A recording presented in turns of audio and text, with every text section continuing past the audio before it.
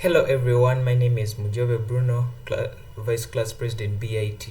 So for our BIT assignment, our area of interest, we are going to be looking at the military sector. We are going to be looking at how the military uses the ICT in its operation. We are going to be looking at how the military hopes to use the ICT in the future. We are going to look at the challenges arising from the use of ICT by the military, and also we are going to be looking at the how one of the solutions has revolutionized the military.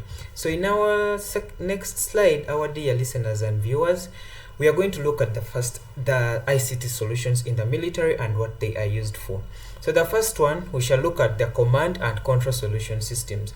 These systems help the military in planning, coordinating, and executing operations.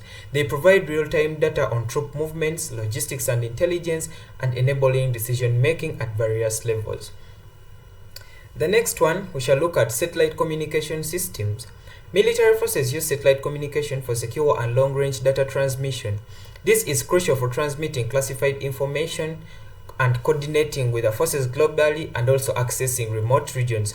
So we all know that satellites are systems used to they can access any place at any time, anywhere. So the military uses the satellite to pass on data to its other units, to pass on data to the troops, to pass on data to the people in the combat zones, and thus this enhances proper communication. Another solution, we are going to look at the unmanned aerial vehicle solution systems. So these include drones and computerized military equipment. So the drones and other UAVs are used for surveillance and even combat missions.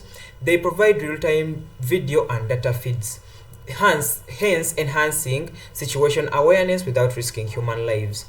So these UAVs and the drones, they provide real data. We all know what a drone can do. It can provide a real video, real audio, and the military uses these things to know the situation within the combat field.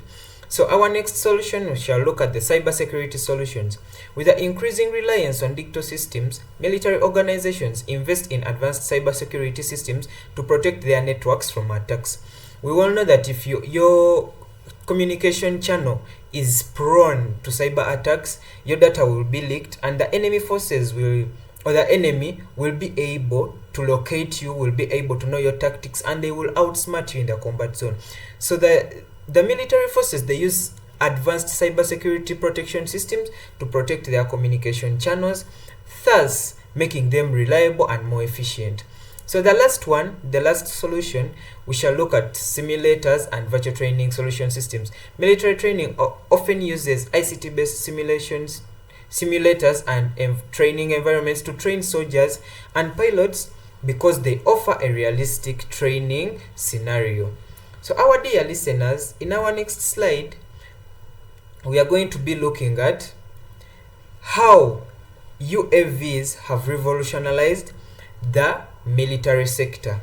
So these UAVs, as I explained to you, they are unmanned aerial vehicle systems. They include drones and other computerized equipment. The first one, we shall look at precision attacks. So the use of armed drones, the military forces are able to deliver precision attacks with minimal collateral damage.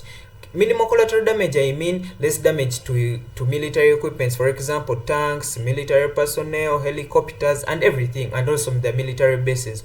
This allows the military to target specified enemy positions and high value targets with reduced risks on troops.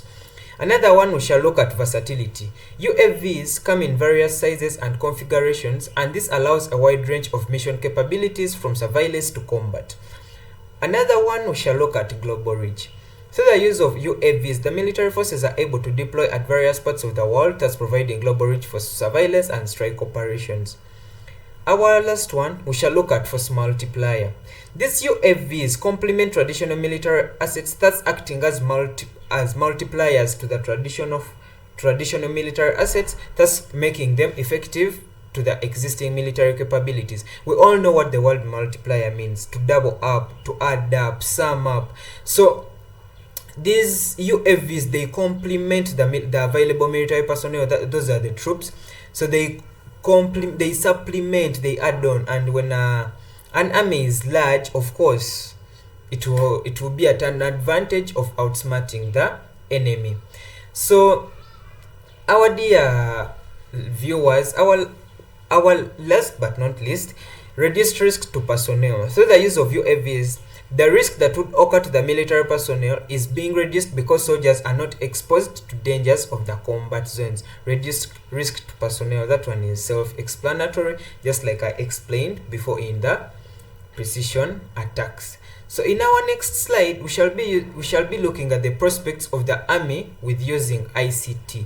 Prospects, what the military hopes to do with the army. So the military forces, the first one, the military forces plan to enhance communication. This is because through the continued use of ICT, secure communications and data transferring, sharing within different army units can be done. Our next one, we shall look at cybersecurity, one of the main prospects.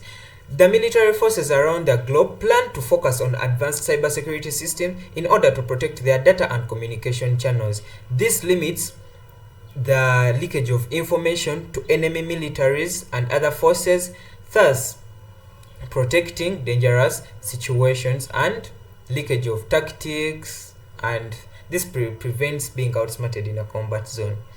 So our next point, we shall look at training and simulations. The military forces plan to enhance virtual training and simulation environments in order to improve military preparedness and skills. Just like I told you, some ICT tools, for example virtual reality, they offer a realistic training scenario. It's like you're in real life, it's like you're in a military combat, yet you're just in a room with those sets of glasses of the virtual reality. So these ones, they improve military preparedness and skills without exposing the personnel to dangers of training, for example being shot and many more. Lastly, we shall look at the advanced command control. The ICT solutions provide advanced command control and the control systems. This helps the military to execute operations. So our dear listener, for the prospects of the army, I think we are done. So we shall, in our next slide, we shall be looking at the challenges arising from the use of ICT by the military. So for the first one, we shall look at human error.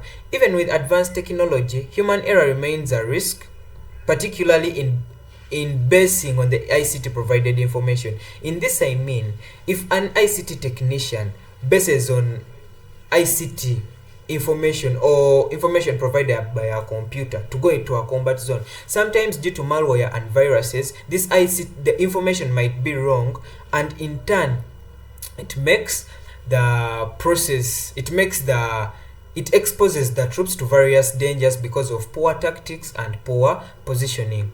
Another one, we shall look at international relation disputes. The use of ICT in military operations can strain international relations and raise diplomatic challenges when operating in foreign territories or with allied forces. I'll give an example like North Korea and China. If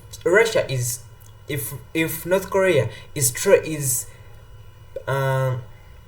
testing its UAVs on the Chinese territory, it will raise concerns with the Chinese, and they will be like, maybe these people want to start a war, thus resulting into international relation disputes. Lastly, we shall look at jamming and spoofing. Adversaries can jam or spoof ICT systems, which disrupts communication, navigation, and intelligence capabilities. So our dear listeners, we have come to the end of our video. Thank you for watching. Thank you for viewing. May God bless you.